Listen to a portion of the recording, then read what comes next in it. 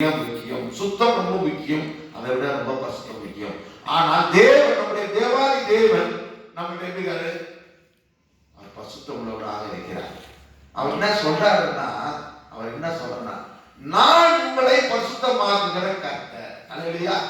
நீ பரிசுத்தம் ஒரு நாள் அடைய முடியாது.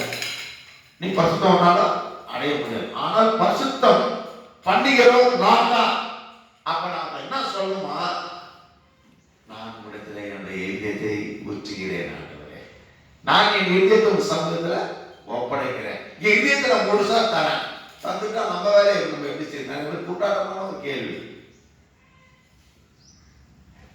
மைண்ட் பேலன்ஸ் பண்ணக்கூடிய ஒரு சில காரியங்கள் இருக்கு. அது என்ன பண்ணணும்னா, நீங்க எங்க போறீங்கன்னு பிளான் பண்ணிட்டீங்கன்னா அந்த மனசு வந்து உங்களை வழி நடக்கும். இப்படி போ, இந்த பஸ் ஏறி, இந்த டிக்கெட் வாங்க, இப்படி என்ன பண்ணும்? உங்க மனசு நீங்க நினைச்சிட்டீங்கன்னா அதே மாதிரி தான் போவீங்கல்ல. இப்போ சொந்தக்காரங்க நீங்க வர சொல்லிட்டாங்க. அப்ப எப்படி நடந்தது? யாரா பணம் முடிச்சு அது பண்ணி இது பண்ணி அவர் சொல்றாங்க. இல்ல, உங்க மனசுல வர சொன்னாங்க, இத்தனை மணிக்கு வர சொன்னாங்க. இப்படி போன பஸ்ல இவ்வளவு காசு வேணும், எல்லாம் டக்கு டக்கு டக்கு உங்க மனசு என்ன பண்ணும்? பிளான் பண்ணும். இந்த பிளானிங் தான் கத்துக்கு தேவை. நீங்க வந்து கத்துடைய சமயத்தில் வந்துடணும் அப்படின்னு நினைச்சிட்டீங்கன்னா உங்க மனசு எச்சரிக்கும். நீ எத்தனை மணி ஆச்சு, கிளம்பி போ சொல்லணும். அதை பின்னால தைக்க உட்காந்து பண்ணிடல. இப்போ நமக்கு சொல்லுகிறாரு, எங்க வர சொல்லுகிறாரு? பரிசுத்தமுள்ள வாழ்வதற்கு அப்படியே ஒப்படைச்சிடணும். சொல்லுங்க, சும்மா வார்த்தை சொல்லுங்க. உங்களால செய்ய முடியல, வர முடியல கூட பரவாயில்ல. ஒரு வசனத்தை எடுத்து படிச்சிருக்கேன், அப்பதான் உங்களுக்கு இது வந்து புரியும்.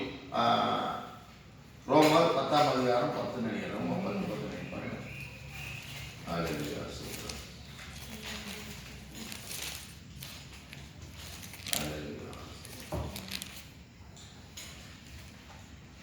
ரோமர் 10ஆம் அதிகாரம் 10ஆம் வசனம்.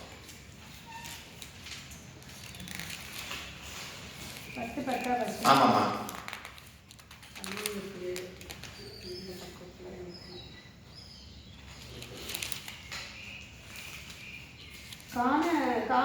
ரோமர் 10:10. நீதி உண்டாக இருதயத்திலே விசுவாசிக்கப்படும். சேர்ந்து படிங்களா? நீதி உண்டாக இருதயத்திலே விசுவாசிக்கப்படும். ரட்சிப்பு உண்டாக வாயினாலே அறிக்கைப்படும். என்னது? ரட்சிப்பு உண்டாக வாயினாலே அறிக்கை பண்ணப்படும். ஒருத்தருக்கு நீ 1000 ரூபாய் தரணும். 1000 ரூபாய் தரணும்ட்ட அவங்க கேட்கறாங்க. நீங்க எப்படி சொல்லுவீங்க? 1000 ரூபாய் கொடுத்துட்றேன். அவங்க கேட்கிறாங்க. அவங்க கொடுக்குற காசோ இல்லை நீ போய் தரேன்னு சொன்னதோ தெரியாது. ஆனால் சொல்லும்போது என்ன சொல்றோம்? 1000 ரூபாய் ஃபோன் பண்ணியோ இல்லை நேரம் பார்த்து சொல்றோம். இல்லை, அவங்க தரன்றத வாய்களா இருக்கும்போது தரன்னு சொல்லிட்டாங்க. அவங்க சொல்றாங்களா இல்லையா? இப்போ வாயின் அறிக்கை ரொம்ப ரொம்ப முக்கியம். இன்னொரு விஷயத்த சொல்லிட்டா, உங்களுடைய வார்த்தைய எல்லாத்தையும் கட்டிடும், எல்லாத்தையும் கட்டிடும். அதனால உலகத்துல ஒரு பழமொழி இருக்கு, வெள்ளத்துக்கு ஒரு காரணத்தை நான் சொல்லிடுவா. நீங்க எல்லாம் தான் செஞ்சுட்டு இருக்கீங்க. ஒரு இன்ஜினியர் வராரு, ஒருத்தர் வீடு கட்ட போறாங்க. இல்ல ஒரு 10,000 வராரு, உங்க வீடு கட்ட போறீங்க. அந்த 10,000 என்ன சொல்லுவீங்க? பொழுது அந்த இதயத்தில் விசுவாசிக்குமா? தேவனுடைய செயல்கள் அனைத்தும் நீதியாக இருக்கிறது. அல்லேலூயா. கர்த்தர் நீதி உள்ளவர்.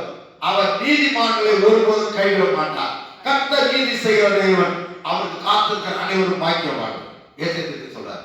அப்ப நீதி உண்டாக இதயத்திலே விசுவாசிக்கப்படும், ரட்சிப்பு உண்டாக வாயினாலே அறிக்கைப்படும். என்ன அறிக்கை நீ பண்றீங்களோ அதுதான் உங்களுக்கு வந்து வாழ்க்கையா அமையும். அதனால நம்முடைய இதயத்துல இருந்து அப்ப அந்த நாட்களில் பார்த்தீங்கன்னா கர்த்தருடைய பிள்ளைங்க யாராவது ஒருத்தர் துரோகம் பண்ணிட்டாங்க, பேசுறாங்க, ஓடி போய் ஒரு மன்னிப்பு கேட்பாங்க.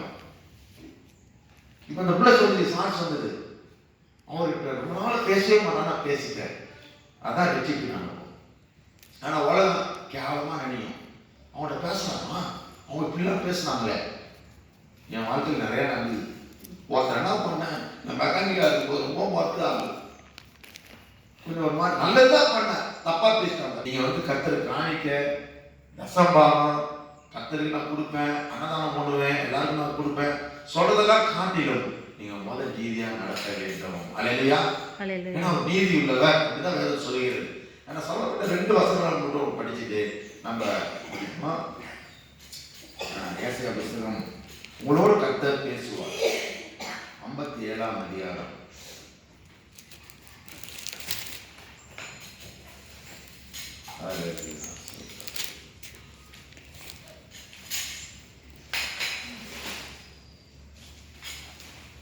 பதினோராம் வசனத்திலிருந்து 15ஆம் வசனம். நீ யாருக்கு அஞ்சி பயப்படுகிறாய்?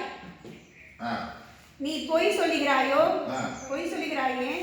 நீ என்னை நினையாமலும் உன் மனதிலே வைக்காமலும் போகிறாய். நான் வெகுகால மௌனமாயிருந்தேன் அல்லவா? ஆகையால் எனக்கு பயப்படாதிருக்கிறாய். உன்